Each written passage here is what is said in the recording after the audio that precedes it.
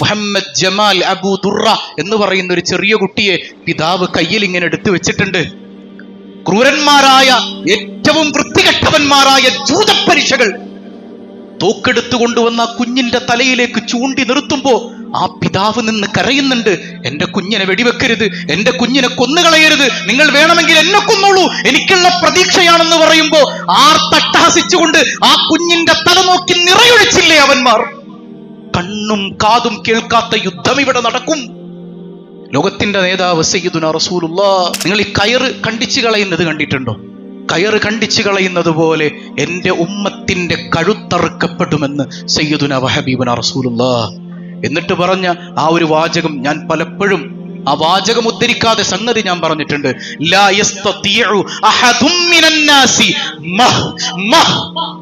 ഇതൊരു പ്രയോഗമാണ് റസൂലുള്ളാഹിന്റെ.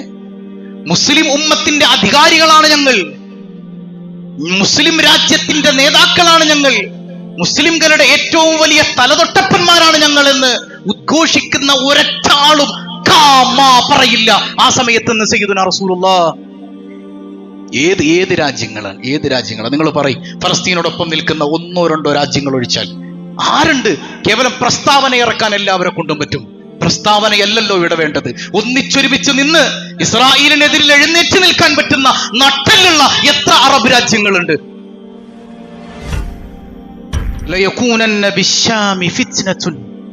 ഷാം, അത് പഴയ പേരാണ്. ഫലസ്തീൻ അടങ്ങുന്ന ആ പ്രവിശ്യ, അവിടെ ഒരു ഫിത്ന പൊട്ടിപ്പുറപ്പെടും, അവിടെ പ്രശ്നങ്ങൾ ഉണ്ടാകുമെന്ന് സയ്യിദുനാ റസൂലുള്ളാഹി സ്വല്ലല്ലാഹു അലൈഹി വസല്ലം. എങ്ങനെയുള്ള പ്രശ്നങ്ങളാണ്? ഒരു പാത്രത്തിൽ നിങ്ങൾ വെള്ളം നിറച്ച് വെച്ചിട്ട് ആ പാത്രം ഒന്ന് പതിയെ ഇങ്ങനെ അനക്കുമ്പോൾ അങ്ങോട്ടും ഇങ്ങോട്ടും ഓളം തല്ലുന്നത് പോലെ ഒന്ന് കഴിയുമ്പോൾ ഒന്നായി നിരന്തരം പ്രശ്നങ്ങളുടെ ഒരു കാലഘട്ടം വരാനുണ്ട് എന്ന് മുഹമ്മദുർ റസൂലുള്ളാഹ്. എന്നിട്ടോ വഅൻതും നാദിമൂന അൻ ജൂഇൻ ശദീദ്, നിങ്ങളുടെ സഹോദരങ്ങളുടെ ആ ജീവിതം കണ്ടിട്ട് നിങ്ങൾ വേദനിക്കുന്ന ഒരു ഘട്ടം വരാനുണ്ട്. എങ്ങനെയുള്ള വേദന കണ്ടിട്ട്, എങ്ങനെയുള്ള പ്രയാസം കണ്ടിട്ട്? അൻ ജൂഇൻ ശദീദ്, അതികഠിനമായ വിശപ്പ്. പട്ടിണിയാണ് ഗസയിലെ മക്കള് പലപ്പോഴും, ഒന്നും കഴിക്കാനില്ല. നമ്മൾ മുമ്പ് പറഞ്ഞതുപോലെ ഇസ്രായേലിലെ നരാധമന്മാരായ മനുഷ്യർ ഭക്ഷണത്തളികകൾ കാണിച്ച് പാവപ്പെട്ട ഫലസ്തീനിലെ കുഞ്ഞുമക്കളെ വിളിച്ചു വരുത്തിയിട്ട് അവരുടെ ജനനേന്ദ്രിയം നോക്കി വെടിവെച്ചിടുന്നത് നമ്മൾ കണ്ടവരാണ്.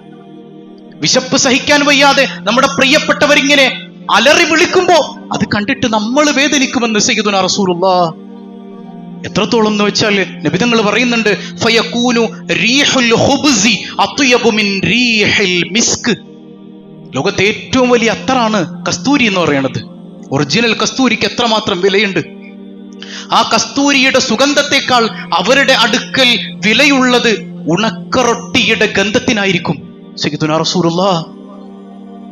നിങ്ങൾ അവരുടെ മുമ്പിലേക്ക് കോടാനുകോടി രൂപ വിലയുള്ള അത്തറിന്റെ ഗന്ധം കൊണ്ടുപോയി അവരുടെ മൂക്കിലേക്ക് വെച്ചു കൊടുത്താലും അതിൽ നിന്നൊരു സുഗന്ധം അനുഭവിക്കാൻ കഴിയാത്തവണ്ണം അവർക്ക് ഏറ്റവും പ്രിയപ്പെട്ടത് കുപ്പത്തൊട്ടിയിലേക്ക് നമ്മൾ വലിച്ചെറിയുന്ന ഉണങ്ങിപ്പോയ റൊട്ടിയുണ്ടല്ലോ, ആ റൊട്ടിയുടെ ഗന്ധമായിരിക്കും എന്റെ സഹോദരങ്ങൾക്ക് ഏറ്റവും പ്രിയപ്പെട്ടതെന്ന് സയ്യിദുനാ റസൂലുള്ളാഹ്. അത് കണ്ടിട്ട് മുസ്ലിം ഉമ്മത്തെ, ഈമാനുള്ളവരെ, നിങ്ങളുടെ ഹൃദയത്തിൽ വേദനയുണ്ടാകുമത്രേ സയ്യിദുനാ റസൂലുള്ളാഹി സ്വല്ലല്ലാഹു അലൈഹി വസല്ലം.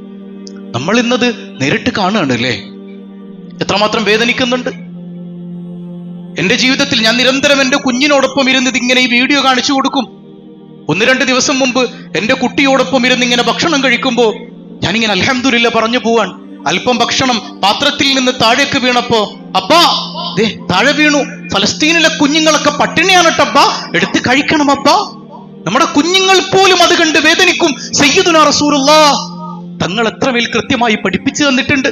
ഞാൻ ഒരു വേള ചിന്തിക്കുന്നത് ഇതാണ്, പടച്ചോനെ, റസൂലുള്ളാഹ് പറഞ്ഞത് ഇപ്പൊ നടക്കുന്ന കാര്യത്തെക്കുറിച്ചാണോ? ഇനി ഇതിലപ്പുറം വരാനുണ്ടോ? അല്ലാഹു അഅലം. അല്ലാഹു റബ്ബുൽ ആലമീൻ നമ്മുടെ സഹോദരങ്ങൾക്ക് സമാധാനം നൽകി അനുഗ്രഹിക്കുമാറാകട്ടെ. ഹബീബ് റസൂലുള്ളാഹ് സ്വല്ലല്ലാഹു അലൈഹി വസല്ലം തങ്ങളുടെ വഫാത്തിന് ശേഷം നടക്കാനിരിക്കുന്ന പല സംഗതികളെ കുറിച്ചും നമുക്ക് കാലേ കൂട്ടി അറിവ് തന്നിട്ടുണ്ട് നബിതങ്ങൾ സ്വല്ലല്ലാഹു അലൈഹി വസല്ലം.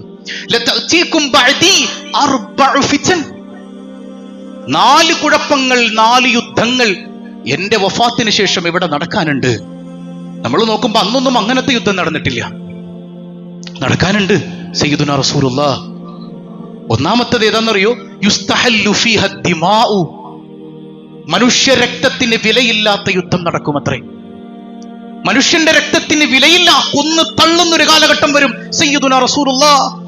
കൂട്ടക്കൊല നടത്തപ്പെടുന്ന കാലം. ഒരു കുഞ്ഞിന്റെ വീഡിയോ നിങ്ങൾ കണ്ടില്ലേ? ചെറിയൊരു പെൺകുട്ടി, 2 കാലുകളും അറുത്തുപോയിട്ടുണ്ട്, ഒരു കയ്യും പോയിട്ടുണ്ട് ആ കുഞ്ഞിന്റെ. ആശുപത്രി കിടക്കയിൽ ആ കുഞ്ഞ് കിടന്നിട്ടിങ്ങനെ പുഞ്ചിരിക്കുന്ന കാഴ്ച നമ്മൾ കണ്ടവരാണ്. യാ അല്ലാഹ്, ആ കുഞ്ഞിനെ കണ്ടാൽ എങ്ങനെയാണ് അവന്മാർക്ക് ആ കുഞ്ഞിന് നേരെ ക്രൂരകൃത്യങ്ങൾ അഴിച്ചുവിടാൻ കഴിയുക? അത്രമേൽ മനുഷ്യന്റെ രക്തത്തിന് വിലയില്ലാത്ത യുദ്ധം നടക്കുന്ന കാലഘട്ടം വരും സയ്യിദുനാ വഹബീബുനാ റസൂലുള്ളാഹ്. എത്രത്തോളം എന്ന് വെച്ചാൽ ഒരു മുസൽമാനെ കൊല്ലുന്നത് അപരാധമല്ലാതായി മാറുന്ന കാലം. ഇന്ന് ഞാൻ ചോദിക്കട്ടെ, ഒരുപാട് ആക്ടിവിസ്റ്റുകൾ, ഒരുപാട് ആനുകാലിക വിഷയങ്ങളെ കുറിച്ച് വലിയ ചർച്ചകൾ നടത്തുന്നവർ ഗസയിലെ കൂട്ടക്കുരുതി കാണുന്നില്ല, അവിടുത്തെ വംശഹത്യ കാണുന്നില്ല, ഓരോ ദിനവും മരിച്ചു വീഴുന്ന കുഞ്ഞുങ്ങളെ കാണുന്നില്ല. എപ്പോഴോ അവർ പ്രതിരോധത്തിന് വേണ്ടി തിരിച്ചടിക്കുമ്പോൾ അവിടെ അപ്പുറത്തൊരു മരണം സംഭവിച്ചാൽ ആദരാഞ്ജലികളുടെ പൂച്ചെണ്ടുകൾ വർഷിക്കുകയായി. അതാണ് മുസൽമാന്റെ രക്തത്തിന് വിലയില്ല, മനുഷ്യ രക്തത്തിന് വിലയില്ല, മുസൽമാന്റെ മരണത്തിന് വാല്യൂ ഇല്ല. അങ്ങനെ ഒരു കാലഘട്ടം വരുമെന്ന് ലോകത്തിന്റെ നേതാവ് സയ്യിദുനാ റസൂലുള്ളാഹ്. എത്രമേൽ കൃത്യാണ് നബിതങ്ങൾ അത് പറഞ്ഞത്.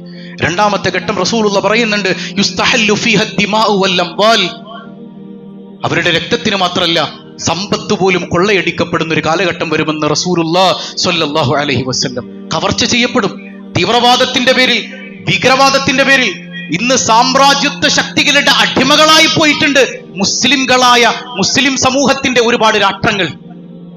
ഇന്ന് നമ്മൾ പലപ്പോഴും ഇങ്ങനെ ചിന്തിച്ചു നോക്കാറുണ്ട്, ഈ അമേരിക്കയുടെയും മറ്റു പല പാശ്ചാത്യ രാജ്യങ്ങളുടെയും അടിമകളായി നിൽക്കാൻ വിധിക്കപ്പെട്ടവരാണ് ഇന്ന് പല അറബ് രാജ്യങ്ങളും.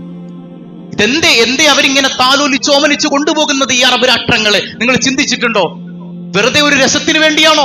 അല്ലെങ്കിൽ മുസ്ലിംകളോടുള്ള സ്നേഹം കൊണ്ടാണോ അമേരിക്ക, സൗദി അടക്കമുള്ള അറബ് രാജ്യങ്ങളെ താലോലിക്കുന്നത്? അല്ല, കയ്യിൽ എണ്ണയുടെ സമ്പത്തുള്ളത് കൊണ്ടാണ്. ആ സമ്പത്ത് തീർന്നാൽ ചണ്ടിച്ചവറുകളെ പോലെ നിങ്ങളെ വലിച്ചെറിയും. പക്ഷെ ഇത് തിരിച്ചറിയാൻ മുസ്ലിം ഉമ്മത്തിന് പറ്റുന്നില്ല. അങ്ങനെ ഒരു കാലഘട്ടം വരാനുണ്ട് സയ്യിദുനാ വഹബീബുനാ റസൂലുള്ളാഹ് സ്വല്ലല്ലാഹു അലൈഹി വസല്ലം. അതാണ് രണ്ടാമത്തെ ഘട്ടം. മൂന്നാമത്തെ ഘട്ടം പുണ്യനബി പറയുന്നുണ്ട്, യുസ്തഹല്ലു ഫീഹ ദിമാഉ വൽ അംവാലു വൽ ഫുറൂജ്. അവരുടെ രക്തത്തിന് മാത്രമല്ല, സമ്പത്തിന് മാത്രമല്ല, മാനാഭിമാനത്തിന് വില പറയുന്ന ഒരു ഘട്ടം വരും സയ്യിദുനാ റസൂലുള്ളാഹ്. മുസ്ലിം സ്ത്രീകൾക്ക്, മുസ്ലിം സഹോദരിമാർക്ക് മാനം ഭയം ഓടേണ്ട കാലഘട്ടം വരും. അവരെ പിച്ചിച്ചിന്തപ്പെടുന്ന കാലഘട്ടം വരും. അത്രമേൽ വലിയ ഫിത്നകൾ ഇവിടെ ഉണ്ടാകാനുണ്ട് എന്ന് പരിശുദ്ധ റസൂൽ സ്വല്ലല്ലാഹു അലൈഹി വസല്ലം. നാലാമത്തത് ഏറെ ഞെട്ടിക്കുന്നതാണ്.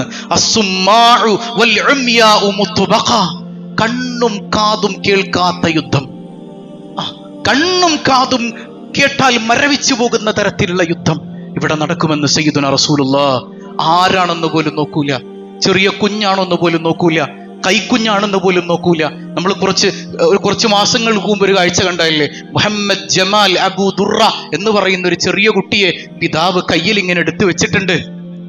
ക്രൂരന്മാരായ, ഏറ്റവും വൃത്തികെട്ടവന്മാരായ ജൂതപ്പരീക്ഷകൾ തോക്കെടുത്തു കൊണ്ടുവന്ന കുഞ്ഞിന്റെ തലയിലേക്ക് ചൂണ്ടി നിർത്തുമ്പോ ആ പിതാവ് നിന്ന് കരയുന്നുണ്ട്, എന്റെ കുഞ്ഞിനെ വെടിവെക്കരുത്, എന്റെ കുഞ്ഞിനെ കൊന്നുകളയരുത്, നിങ്ങൾ വേണമെങ്കിൽ എന്നെ കൊന്നോളൂ, എനിക്കുള്ള പ്രതീക്ഷയാണെന്ന് പറയുമ്പോ ആർത്തട്ടഹസിച്ചുകൊണ്ട് ആ കുഞ്ഞിന്റെ തല നോക്കി നിറയൊഴിച്ചില്ലേ അവന്മാർ?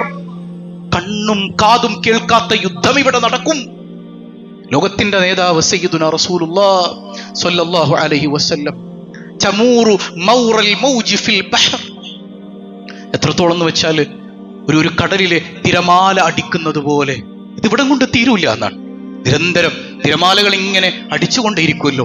അങ്ങനെ തിരമാലകൾക്ക് പിന്നാലെ തിരമാലകൾ വരുന്നത് പോലെ നിരന്തരം മുസ്ലിം ഉമ്മത്ത് വേട്ടയാടപ്പെടും.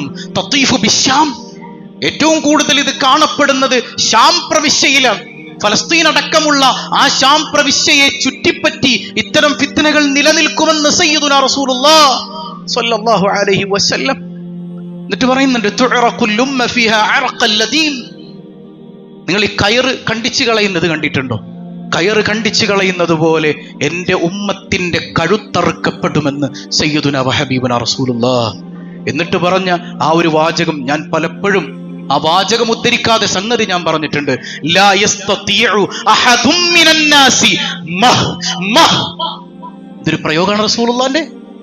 മുസ്ലിം ഉമ്മത്തിന്റെ അധികാരികളാണ് ഞങ്ങൾ, മുസ്ലിം രാജ്യത്തിന്റെ നേതാക്കളാണ് ഞങ്ങൾ, മുസ്ലിംകളുടെ ഏറ്റവും വലിയ തലതൊട്ടപ്പന്മാരാണ് ഞങ്ങൾ എന്ന് ഉദ്ഘോഷിക്കുന്ന ഒരൊറ്റ ആളും പറയില്ല ആ സമയത്ത് നിന്ന് സയ്യിദുനാ റസൂലുള്ളാഹ്. ഏത് രാജ്യങ്ങളാണ് നിങ്ങൾ പറയും? ഫലസ്തീനോടൊപ്പം നിൽക്കുന്ന 1-2 രാജ്യങ്ങൾ ഒഴിച്ചാൽ ആരുണ്ട്? കേവലം പ്രസ്താവന ഇറക്കാൻ എല്ലാവരെ കൊണ്ടും പറ്റും. പ്രസ്താവനയല്ലല്ലോ ഇവിടെ വേണ്ടത്. ഒന്നിച്ചൊരുമിച്ച് നിന്ന് ഇസ്രായേലിനെതിരിൽ എഴുന്നേറ്റ് നിൽക്കാൻ പറ്റുന്ന നട്ടലുള്ള എത്ര അറബ് രാജ്യങ്ങളുണ്ട്? നിങ്ങളൊന്ന് കണക്ക് പറയും, ഒന്ന് ചിന്തിച്ചു നോക്ക്. മുസ്ലിം ഉമ്മത്തിന്റെ ഹൃദയം നിറഞ്ഞു നിൽക്കുന്ന മക്കയും മദീനയും ഉൾപ്പെടുന്ന സഊദി പോലും മുട്ടിലിഴയുകയല്ലാതെ നട്ടല് നിവർന്ന് നിന്നുകൊണ്ട് ഈ വിഷയത്തിൽ ഒരു അഭിപ്രായം പറയാൻ പറ്റിയിട്ടുണ്ടോ? അവർക്ക് മുന്നിട്ടിറങ്ങാൻ പറ്റിയിട്ടുണ്ടോ? എന്തേ അടിമകളായി പോയി. അങ്ങനെ ഒരു കാലഘട്ടം വരുമെന്ന് സയ്യിദുനാ വഹബീബുനാ റസൂലുള്ളാഹി സ്വല്ലല്ലാഹു അലൈഹി വസല്ലം. ആ വാക്കെത്രമേൽ ഗൗരവമുള്ളതാണ്. ലാ യസ്തതിഉ അഹദും മിനൻ നാസി എന്നൊരക്ഷരം പോലും മിണ്ടില്ല, കൈ ഉയരില്ല, നട്ടല് നിവരില്ല സയ്യിദുനാ വഹബീബുനാ റസൂലുള്ളാഹി. അവര് വിചാരിക്കുന്നുണ്ടാവും ഞങ്ങളിങ്ങനെ അമേരിക്കയുടെ തണലിൽ കൂടുതൽ കാലം ഇങ്ങനെ മുമ്പോട്ട് പോവാൻ, ഇവരുടെ ചോര ഊറ്റിക്കുടിക്കുകയാണെന്ന് ഇവർ തിരിച്ചറിയാതെ പോകുന്നുണ്ടല്ലോ. റബ്ബി അള്ളാഹു എല്ലാവർക്കും ബോധം കൊടുക്കുമാറാകട്ടെ.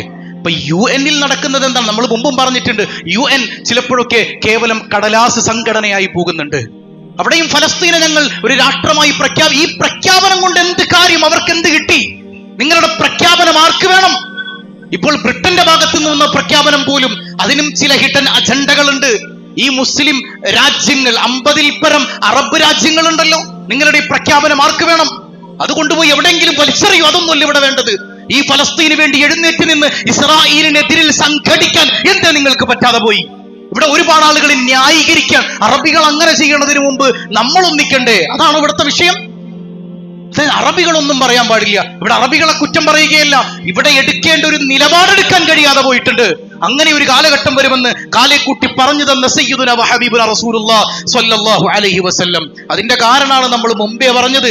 1948 ഫലസ്തീൻ എന്ന് പറയുന്ന ആ മനോഹരമായ ഭൂമികയുടെ നെഞ്ചിലേക്ക് ഇസ്രായേൽ എന്ന് പറയുന്ന നെറികെട്ട രാഷ്ട്രത്തെ കൊണ്ടുവന്ന് സ്ഥാപിച്ചതിന്റെ പിന്നിൽ ബ്രിട്ടീഷുകാരോടൊപ്പം ചേർന്ന് നിന്നത് ഈ 4 കൂലികളായ അറബികളാണ്. എല്ലാവരെ കുറിച്ചല്ലേ പറയുന്നത്? അധികാരത്തിന് വേണ്ടി, അധികാര കൊതിക്ക് വേണ്ടി സപ്രമഞ്ച കട്ടിലിൽ കിടന്നുറങ്ങാൻ മാത്രം കൊതിയുള്ളവന്മാരായ കുറെ അറബികളുടെ അപ്പകഷ്ണത്തിന് പിന്നാലെയുള്ള ഓട്ടത്തിന്റെ പരിണിത ഫലമാണ് ഇന്ന് ഫലസ്തീൻ അനുഭവിക്കുന്നത്. ചരിത്രം നിരത്തിയിട്ടാ പറയുന്നത്, അല്ലാന്ന് തെളിയിക്കാൻ പറ്റൂ? വെല്ലുവിളിയാണ്. ചരിത്രം നിരത്തിയിട്ടാ പറയുന്നത്. ഇന്നും അവന്മാർക്ക്, ഇന്നും അങ്ങനെയുള്ള മനുഷ്യർക്ക് അധികാരത്തിന്റെ അപ്പകഷ്ണം മാത്രം മതി, അധികാരം മാത്രം മതി. ഈ പറയുന്ന അമേരിക്ക അടക്കം താങ്ങി നിന്നുകൊണ്ട് അധികാരത്തിന്റെ സുഖലോലുപതയിൽ കഴിയാൻ മാത്രം വിധിക്കപ്പെട്ടവർ, അവര് സമ്മതം കിട്ടുമ്പോ ഞങ്ങളുടെ ഫലസ്തീന് വേണ്ടി ഞങ്ങൾ നിൽക്കുന്നു, ഞങ്ങളുണ്ട്, തൊട്ടുപോരുത്. എന്നിട്ട് എന്താ സംഭവിച്ചത്? അനങ്ങാൻ പറ്റിയവർക്ക്? അള്ളാഹു ഉമ്മത്തിന് ബോധം നൽകുമാറാകട്ടെ. ഹബീബായ സയ്യിദുനാ റസൂലുള്ളാഹി സ്വല്ലല്ലാഹു അലൈഹി വസല്ലം അന്ന് ഫലസ്തീൻ മനോഹരമായൊരു ഭൂമികയിലായിരുന്നു ഉണ്ടായിരുന്നത്. നമ്മൾ മുമ്പ് ചരിത്രം പറഞ്ഞിട്ടുണ്ട്. ഉസ്മാനി പീരീഡ്, ഒട്ടോമൻ തുർക്കികളുടെ കാലം. അന്ന് അവസാന ഒട്ടോമൻ അധികാരിയായിരുന്ന സുൽത്താൻ അബ്ദുൽ ഹമീദ് നല്ലൊരു സാത്വികനായ മനുഷ്യനായിരുന്നു അദ്ദേഹം. പറയുന്നുണ്ട്, ബൈത്തുൽ മുഖദ്ദസിലേക്ക് ഒരൊറ്റ ജൂതനെയും ഞാൻ കയറ്റൂല, ഒരൊറ്റ ജൂതനെയും ബൈത്തുൽ മുഖദ്ദസിന്റെ പടി ഞാൻ കയറ്റി വിടില്ല. പറ്റിയില്ല ജൂതന്മാർക്ക്. അന്ന് ബ്രിട്ടന്റെ സഹായത്തോടുകൂടെ മുസ്ലിംകളെ തന്നെ പിടിക്കണം. When the war broke out, an urgent need to divide Muslims, മുസ്ലിംസിനെ ഭിന്നിപ്പിക്കണം. പച്ചക്ക് എഴുതി വെച്ചില്ലേ, an urgent need, അത്യാവശ്യമാണ്. എത്രയും പെട്ടെന്ന് മുസ്ലിങ്ങളെ 2 തട്ടിലാക്കിയില്ലെങ്കിൽ ഞങ്ങൾക്ക് വിജയിക്കാൻ പറ്റൂല എന്നാ. അങ്ങനെ യുദ്ധം പൊട്ടിപ്പുറപ്പെടുമ്പോ മുസ്ലിംകളെ 2 തട്ടിലാക്കാനായിട്ട് ഇവര് നേരെ ചെല്ലുന്നത് ഹിജാസിന്റെ ഭാഗത്തേക്കാണ്. അവിടെയുള്ള രാജ പരമ്പരയിൽപ്പെട്ടവരെന്ന് പറയപ്പെടുന്ന ആളുകളോട് പറഞ്ഞു, നിങ്ങൾ സുൽത്താൻ അബ്ദുൽ ഹമീദിനെ താഴെ ഇറക്കിയിട്ട് ഫലസ്തീൻ ഞങ്ങളുടെ കയ്യിലേക്ക് തരാൻ കൂട്ടു നിൽക്കുകയാണെങ്കിൽ നിങ്ങൾക്ക് ഹിജാസിന്റെ അധികാരം തരാം. അങ്ങനെ കിട്ടിയ അധികാരം ഇവരെഴുന്നേറ്റ് നിൽക്കോ ഫലസ്തീനെതിരായിട്ട്, ഇസ്രായേലിനെതിരായിട്ട്? അതൊരു ദിവാസ്വപ്നം പോലെ നമ്മുടെ മുമ്പിൽ ഇങ്ങനെ നിൽക്കുകയാണ്. പക്ഷേ ഉമ്മത്തിന്റെ ഈ എതിർപ്പ് കാണുമ്പോഴെങ്കിലും അവർക്ക് അല്ലാഹു റബ്ബുൽ ആലമീൻ ബോധം കൊടുക്കുമാറാകട്ടെ, മനസ്സിലാക്കാൻ അല്ലാഹു തൗഫീഖ് കൊടുക്കട്ടെ. ഒരിക്കലും കുറ്റം പറയല്ലോ, നിങ്ങൾ അങ്ങനെ മനസ്സിലാക്കരുത്. ഇത് കേവലം കുറ്റപ്പെടുത്തലല്ല, ഇതൊരു മുസൽമാന്റെ വേദനയാണ്, നിങ്ങളുടെ മനസ്സിൽ നിന്നും ഉയർന്നു വരേണ്ട വേദനയാണ്. കാരണം അവിടെ പട്ടിണി കിടന്നും ക്രൂരമായി വേട്ടയാടപ്പെടുകയും ചെയ്യപ്പെടുന്ന നമ്മുടെ സഹോദരങ്ങളാണ്, നമ്മുടെ ചോരയാണ്, നമ്മുടെ കുടുംബമാണ്, നമ്മുടെ ഉമ്മയാണ്, നമ്മുടെ വാപ്പയാണ്, നമ്മുടെ കുഞ്ഞു ചോര പൈതങ്ങളാണ്. നമ്മുടെ ജനിച്ചു വീഴുന്നൊരു കുഞ്ഞ് കുറച്ചു നേരമായിട്ടും ലേബർ റൂമിൽ നിന്ന് പുറത്തേക്ക് കൊണ്ടുവരുന്നില്ല, കുഞ്ഞിനെ NICU കൊണ്ടുപോകണം, കുറച്ച് മഞ്ഞപ്പ് കൂടുതലാണെന്ന് പറയുമ്പോൾ തന്നെ നമ്മുടെ നെഞ്ചിങ്ങനെ പിടക്കും. പടച്ചോൻ, എന്റെ പുള്ളക്ക് എന്ത് പറ്റി? അവിടെ മഞ്ഞപ്പല്ല, അവിടെ കാണുന്നത് ചുവപ്പാണ്, രക്തക്കട്ടയാണ്, ചോര നിറത്തിലുള്ള കുഞ്ഞുങ്ങൾ, ചോരയിൽ കുളിച്ചു കിടക്കുന്ന കുഞ്ഞുങ്ങൾ. എന്നിട്ടും മുസ്ലിം ഉമ്മത്തെ നിന്റെ കൽബിൽ നിന്ന് വേദനയുണ്ടാകുന്നില്ലെങ്കിൽ നീയും ഇസ്ലാമും തമ്മിൽ എന്ത് ബന്ധമാണ് സഹോദര ഉള്ളത്? എന്ത് ബന്ധമാണുള്ളത്? അതുകൊണ്ട് തന്നെ ചോദിച്ചു പോകും, ഞങ്ങൾ മുസ്ലിം ഉമ്മത്തിന്റെ സംരക്ഷകരാണെന്ന് പറഞ്ഞ് വീമ്പിളക്കാനല്ലാതെ ഈ രാജ്യങ്ങളെ കൊണ്ട് ഉമ്മത്തിനെന്ത് ഗുണമാണ് ഉണ്ടായിട്ടുള്ളത്? അവർ വെറും വാലാട്ടികളായി മാറുന്നുണ്ട്. അല്ലാഹു റബ്ബുൽ ആലമീൻ ബോധം കൊടുക്കുമാറാകട്ടെ, അല്ലാഹു ബോധം കൊടുക്കുമാറാകട്ടെ. ഹബീബായ തങ്ങളുടെ ആ വാക്ക് വീണ്ടും വീണ്ടും ചെവിയിൽ കിടന്ന് അലയടിക്കുകയാണ്. ലാ യസ്തതിഉ അഹദും മിനൻ നാസി മുസ്ലിം ഉമ്മത്തിന്റെ അധികാരികൾ, നേതാക്കന്മാർ മിണ്ടില്ല ഒരക്ഷരമെന്ന് സയ്യിദുനാ റസൂലുള്ളാഹി സ്വല്ലല്ലാഹു അലൈഹി വസല്ലം. അബൂദാവൂദ് ഉദ്ധരിക്കുന്ന ഒരു ഹദീസ്, ഹബീബായ തങ്ങൾ പറയുന്നുണ്ട്, ഇമ്രാനു ബൈത്തുൽ മുഖദ്ദസ്, ബൈത്തുൽ മുഖദ്ദസിന്റെ അടുക്കൽ ഒരു നാഗരികത ഉടലെടുക്കും, ഒരു പുതിയ സിവിലൈസേഷൻ. മുല്ലാ അലി അൽ ഖാരി റഹിമഹുല്ലാഹ് അതിന് ശറഹ് പറയുന്നുണ്ട്, ഇമ്രാനു മിൻ ഐദിൽ യഹൂദ്, അവിടെ വരുന്നത് ജൂതന്മാരുടെ സിവിലൈസേഷൻ ആയിരിക്കും. ജൂതന്മാരുടെ കൾച്ചർ എവിടെ? ബൈത്തുൽ മുഖദ്ദസിന് ചുറ്റും വരും. അങ്ങനെ ഒരു കാലഘട്ടം വരാനുണ്ട്.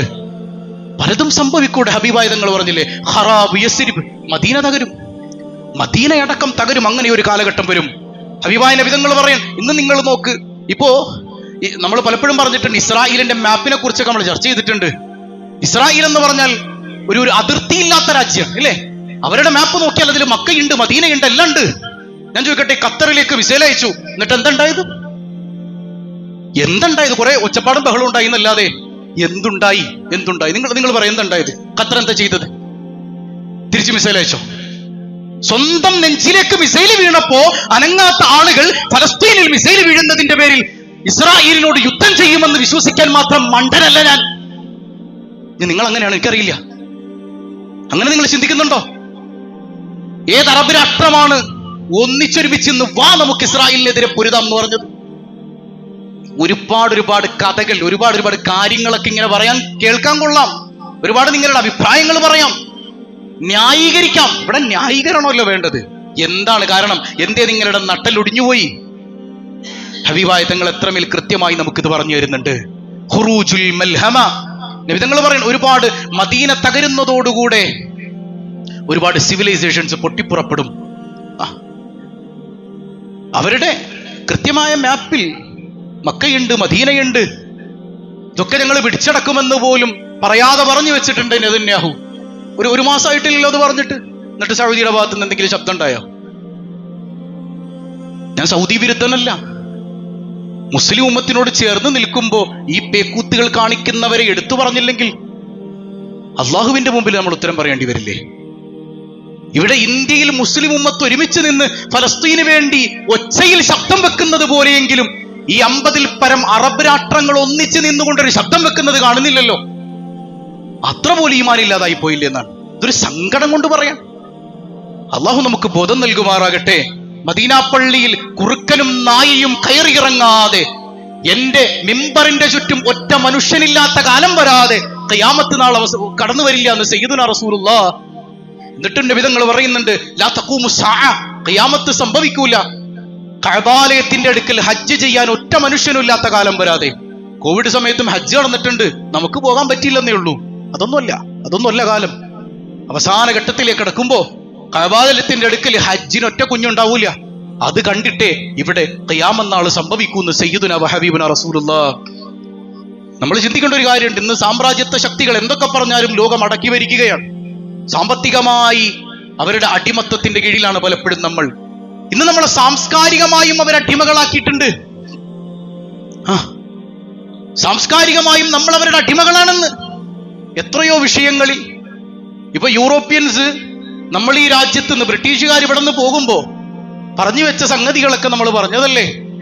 ഞങ്ങളുടെ വിദ്യാഭ്യാസം ഇവിടെ ഉപേക്ഷിച്ചു പോകുമ്പോൾ ഞങ്ങൾക്കുള്ള ഒറ്റ ലക്ഷ്യം, കുറച്ചു നാൾ കഴിയുമ്പോൾ ഞങ്ങളുടെ ലൈഫ് സ്റ്റൈലിലേക്ക് ഇന്ത്യൻസ് മാറും എന്ന് പറഞ്ഞതിൽ കൂടുതലും മുസ്ലിം ഉമ്മത്താണ് അവരുടെ ലൈഫ് സ്റ്റൈൽ സ്വീകരിക്കാൻ തയ്യാറായിട്ടുള്ളത്. ഇസ്ലാമിന്റെ ചിഹ്നങ്ങളോടൊരു പുച്ഛാണ് നമുക്ക്. എന്നാൽ യൂറോപ്യൻസിന്റെ ലൈഫ് സ്റ്റൈലിനോട് വലിയ താല്പര്യമുള്ളവരായി മുസ്ലിം ഉമ്മത്ത് മാറിയിട്ടുണ്ട്. ഇമാം അഹ്മദ് റഹിമഹുല്ല അവിടുത്തെ മുസ്നദിൽ ഉദ്ധരിക്കുന്ന ഒരു ഹദീസ് ഉണ്ട്. മഹാനായ അബ്ദുല്ലാഹി ഇബ്നു മസ്ഊദ് റളിയല്ലാഹു അൻഹു സ്വഹാബത്തിനെ ചേർത്തിരുത്തിയിട്ട് ഷാമിന്റെ ഭാഗത്തേക്ക് വിരൽ ചൂണ്ടിക്കൊണ്ട് പറയുന്നുണ്ട്, അദുവ്വുൻ യജ്മഊന ലി അഹ്ലിൽ ഇസ്ലാം, ഇസ്ലാമിനെതിരെ ശത്രുക്കൾ സംഘടിക്കുന്ന ഇടം അതാണ്. വയജ്മഉ ലഹും അഹ്ലുൽ ഇസ്ലാം. അപ്പൊ എന്ത് സംഭവിക്കും? ലോകത്തുള്ള മുസ്ലിങ്ങൾ മുഴുവൻ ഒന്നിച്ചൊരുമിച്ച് നിൽക്കും. അപ്പോഴെങ്കിലും ഒന്നിക്കാനുള്ള ബോധം മുസ്ലിങ്ങൾക്ക് ഉണ്ടാകുന്നത് മുസ്ലിങ്ങൾക്കെതിരെ ഈ പറയുന്ന ശക്തികളൊക്കെ ഒരുമിച്ച് നിൽക്കുമ്പോഴാണ്. നമ്മൾ തമ്മിൽ തല്ലല്ലേ നമുക്ക് എവിടെ നേരെ ഒരുമിക്കാനായിട്ട്?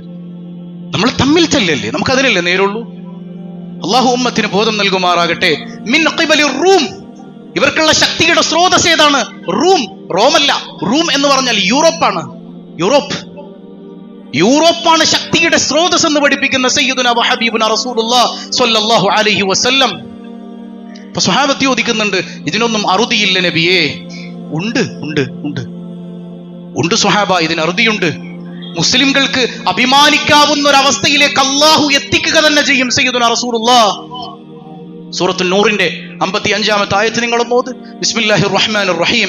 വഅദല്ലാഹു അല്ലദീന ആമനൂ മിൻകും വഅമിലുസ് സാലിഹാത്ത്. എല്ലാവർക്കും അഭിമാനമില്ല, എല്ലാവർക്കും ഇല്ല. മുസ്ലിം ഐഡന്റിറ്റിയിൽ മാത്രം ജീവിക്കുന്ന, ഇസ്ലാം തൊട്ട് തീണ്ടിയിട്ടില്ലാത്തവൻ അഭിമാനമില്ല. മുസ്ലിം ഉമ്മത്തിനെ ഒറ്റുകൊടുക്കുന്നവൻ അഭിമാനമില്ല. മാറി നിന്നുകൊണ്ട് ഫലസ്തീനികൾ ഹമാസ് തീവ്രവാദിയാണെന്ന് പറയുന്നവനും ഇവിടെ അഭിമാനിക്കാനില്ല.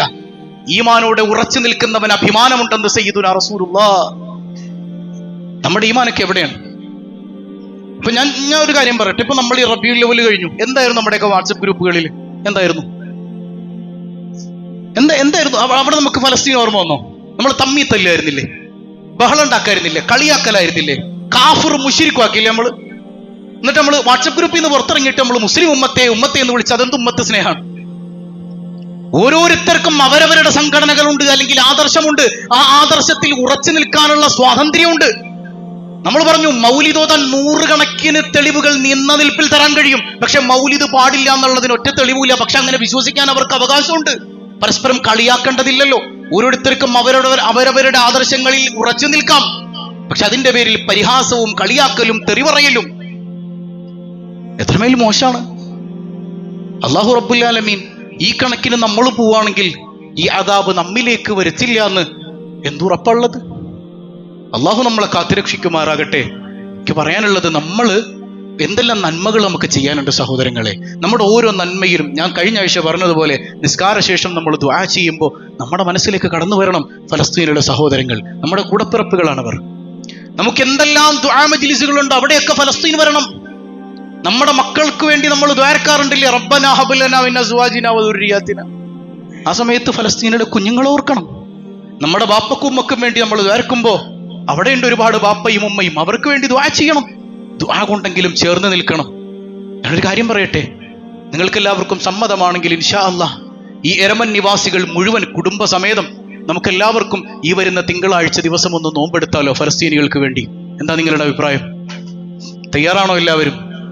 നാളെ റബ്ബിന്റെ മുമ്പിൽ ചെന്ന് നിൽക്കുമ്പോ ഫലസ്തീനിലെ എന്റെ അബദുകൾക്ക് വേണ്ടി നിങ്ങൾ എന്ത് ചെയ്തു എന്ന് എന്റെ റബ്ബ് ചോദിക്കുമ്പോ, യാ റബ്ബി, നിങ്ങൾ ദുആ ചെയ്തിട്ടുണ്ട് റബ്ബേ, ഞങ്ങൾ നോമ്പെടുത്ത് അവരോടൊപ്പം നിന്നിട്ടുണ്ടല്ലോ എന്ന് പറയാനെങ്കിലും നമുക്ക് പറ്റേണ്ട സഹോദരങ്ങളെ. ഓരോരുത്തരും കുടുംബത്തിൽ ചെന്ന് പറയണം, തിങ്കളാഴ്ച ദിവസം എരമൻ നിവാസികൾ മുഴുവൻ നമുക്ക് നേർച്ചയാക്കി തന്നെ നോമ്പ് പിടിക്കണം. അല്ലാഹു റബ്ബുൽ ആലമീൻ ആ നോമ്പിന്റെ ഫലം എന്നോണം അവരുടെ പ്രയാസങ്ങൾ ദൂരീകരിക്കുമാറാകട്ടെ. നമുക്കും ഒരു ബോധ്യം വേണം. വയറ് നിറയെ രാവിലെ ഇടയത്താഴം കഴിക്കാനല്ല. നമ്മൾ കഴിയുന്നവർ, അസുഖബാധിതരായ ആളുകൾക്ക് ചിലപ്പോൾ നന്നായി ഭക്ഷണം കഴിക്കേണ്ടി വരും. അല്ലാത്ത ആളുകളൊക്കെ 1-2 കാരക്കയും വെള്ളം മാത്രം കഴിക്കുക രാവിലെ. എന്തിനാണത്? അത് മതി, നോമ്പ് പിടിക്കാൻ അത് മതി. വിശപ്പറിയാനും കൂടെയാണ് നോമ്പ് പിടിക്കാൻ പറഞ്ഞത്. എന്നിട്ട് ഒരു 11 മണി അല്ലെങ്കിൽ 12 മണി പോട്ടെ 2 മണിയൊക്കെ ആകുമ്പോഴത്തേക്കും വയറിങ്ങനെ വിശന്നു തുടങ്ങുമ്പോ, യാ റബ്ബി, ഒരു ദിവസത്തെ പട്ടിണി പോലും എനിക്ക് സഹിക്കാൻ പറ്റുന്നില്ലല്ലോ അല്ലാ. എന്റെ സഹോദരങ്ങൾ എത്രയോ ദിവസമായി പട്ടിണിയാണല്ല. ഈ വിശപ്പിന്റെ വിളി നീ കേൾക്കണേ അല്ലാ. നമുക്ക് മനസ്സറിഞ്ഞു ദ്വാരക്കാൻ പറ്റും. ചെയ്യൂലെല്ലാവരും ഇൻഷാ അല്ലാഹ്. അപ്പൊ തിങ്കളാഴ്ച ദിവസം നമ്മളെല്ലാവരും നോമ്പ് പിടിക്കല്ലേ? അള്ളാഹു തൗഫീഖ് നൽകുമാറാകട്ടെ. ഈ പ്രവർത്തനം കൊണ്ട് യാ റബ്ബി നാളെ അവരോടൊപ്പം ഞങ്ങളെയും നീ സ്വർഗത്തിൽ ചേർക്കണേ തമ്പുരാനെ. വഅദല്ലാഹുൽ ലദീന ആമനൂ, ഈമാനുള്ളവർക്ക് അള്ളാഹു വിജയം നൽകും.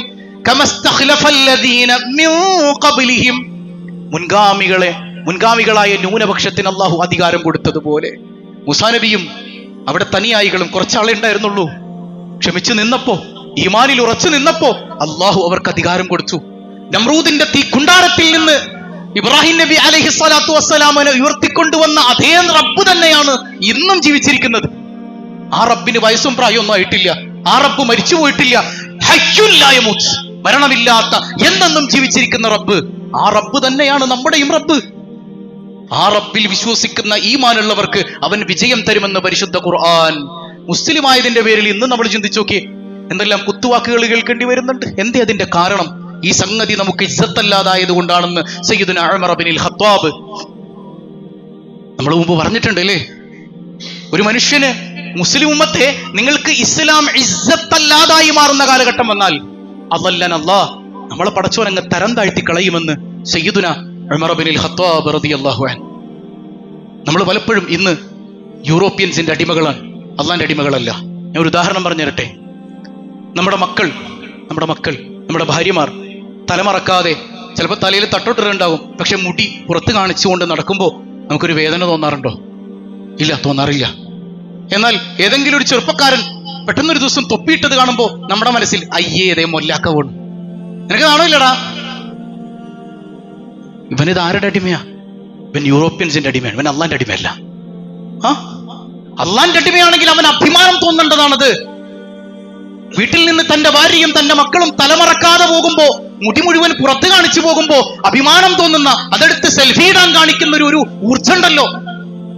ഏതെങ്കിലും ഒരു ചെറുപ്പക്കാരൻ തൊപ്പിയിട്ട് വരുമ്പോ കളിയാക്കാൻ തോന്നുന്നുണ്ടെങ്കിൽ നമ്മൾ ഇന്ന് ആ യൂറോപ്യൻസിന്റെ അടിമകൾ മാത്രമാണ്, നമ്മൾ അള്ളാന്റെ അടിമയായിട്ടില്ല. അങ്ങനെ ഒരു കാലഘട്ടം വന്നാൽ മുസ്ലിം ഉമ്മത്തെ ഉറപ്പിച്ചോ, ഇന്ന് ഈ ന്യൂനപക്ഷ വേട്ട നമ്മൾ അനുഭവിക്കുന്നുണ്ടെങ്കിൽ അതിന്റെ പ്രധാന കാരണം നമ്മൾ തന്നെയാണ്. നമ്മളെ അള്ളാഹു തരം താഴ്ത്തി കളയുമെന്ന് സയ്യിദുനാ ഉമർ ഇബ്നുൽ ഖത്താബ് റളിയല്ലാഹു അൻഹു. ഇന്ന് എത്ര സ്കൂളുകളിൽ ഹിജാബ് ധരിക്കാൻ പാടില്ല, അതേ സ്കൂളുകളിൽ തന്നെ വിടാനല്ലേ മുസ്ലിം ഉമ്മത്തിന് ഇഷ്ടം അല്ലേ? ചെറിയ കുട്ടിപ്പാവാട ധരിച്ച് സ്കൂളിൽ പോണം വലിയ പെൺകുട്ടികൾ. സാരമില്ല, എന്റെ പിള്ളക്ക് ഇംഗ്ലീഷിൽ ഫ്ലുവൻസി കിട്ടും, ഫ്ലുവൻസിയും കൊണ്ട് അങ്ങ് ചെന്നാ മതി.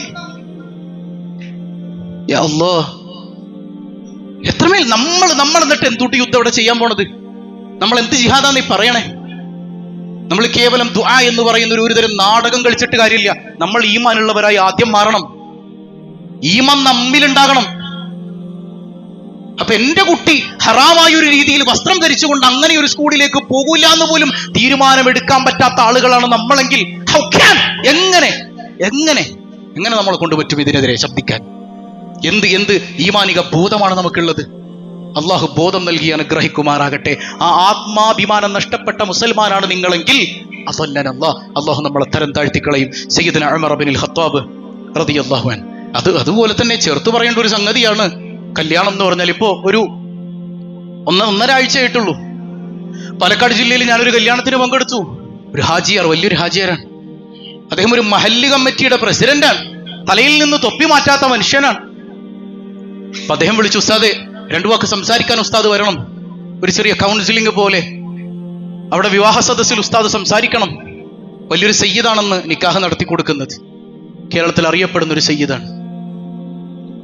ആ ഒരു സംഗതിയൊക്കെ കേട്ടപ്പോൾ വിളിച്ചത് ഈ പറയപ്പെടുന്ന അറിയപ്പെട്ട ഒരു ഹാജിയാരും കൂടെ ആയതുകൊണ്ട് നല്ല നീറ്റ് കല്യാണം ഒരുക്കുന്നരുതി കയറി ചെന്നതാണ്. കണ്ട അവസ്ഥകൾ പരിതാപകരാണ്, നാണം കെട്ടുപോകുന്ന അവസ്ഥയാണ്. എന്തെല്ലാം കോപ്രായങ്ങളാണ്, എന്തെല്ലാം തോന്നിയവാസങ്ങളാണ്. അതിലൊക്കെ അഭിമാനം കണ്ടെത്തുന്ന ആളുകളായി അവർ മാറിയിട്ടുണ്ട്. ഇന്ന് വരെ ഞാൻ ചോദിക്കട്ടെ, ഒരു കല്യാണം നടത്തുമ്പോ ഇത് റസൂലുള്ളാഹിന്റെ സുന്നത്താണ്, ഇതൊരു ആരാധനയാണെന്ന് തോന്നിയ ഒരൊറ്റ മുസ്ലിം ഈ കൂട്ടത്തിലുണ്ടോ? ഒരൊറ്റ മുസ്ലിം? നമ്മുടെ വീട്ടിൽ ഒരു കല്യാണം നടക്കുമ്പോ ഇത് റസൂലുള്ളാഹിന്റെ സുന്നത്താണ്, ഇത് അള്ളാഹുവിനുള്ള ആരാധനയാണെന്ന് തോന്നിയിരുന്നുവെങ്കിൽ ഒരു പേക്കൂത്ത് നമ്മൾ ആ സദസ്സിലേക്ക് അനുവദിക്കുമായിരുന്നോ? എന്തെല്ലാം തോന്നിവാസങ്ങൾ! അവിടുന്ന് വലിയ തങ്ങൾ ദുആ ചെയ്ത് പോയപ്പോ തന്നെ തുടങ്ങി ഡാൻസും പാട്ടും കൂത്തുമൊക്കെ. പറയുമ്പോ ഹാജിയാരുടെ മക്കളാണ്. ആ ഹജ്ജ് കൊണ്ട് എന്ത് കാര്യം? അങ്ങനെയുള്ള ആളുകളായിട്ട് നമ്മൾ മാറാൻ പാടില്ല. കേവലം തലകുത്തി മറിയുന്ന ആളുകളല്ല നമ്മൾ. ആ നിസ്കാരം നമ്മുടെ ജീവിതത്തിൽ പ്രതിഫലിക്കണം. അങ്ങനെയുള്ള ആളുകളായിട്ട് മാറണം. അപ്പൊ ഈ പറയുന്ന സംഗതികൾ ഇതൊരു ആരാധനയാണെന്ന് പോലും തോന്നാത്ത നിമിഷം, ഇതിലൊന്നും ഇസ്സത്ത് കാണാത്ത നമ്മൾ തരം താഴ്ന്നു പോകും.